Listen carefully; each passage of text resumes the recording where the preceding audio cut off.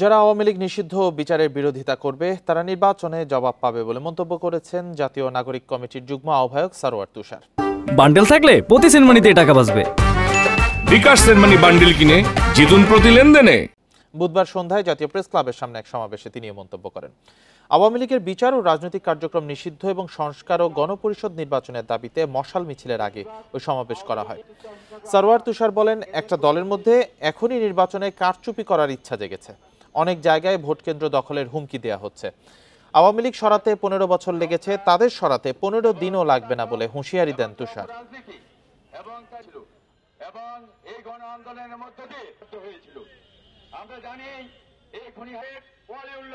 জাতীয় নাগরিক party NCP সহ জুলাই গণ অভ্যুত্থানের যতগুলো পক্ষ আছে তারা চুপচাপ বসে থাকবে, এই জিনিস আর হতে যাচ্ছে না। অবশ্যই রাজপথ জাতীয় নাগরিক পার্টির দখলে থাকবে।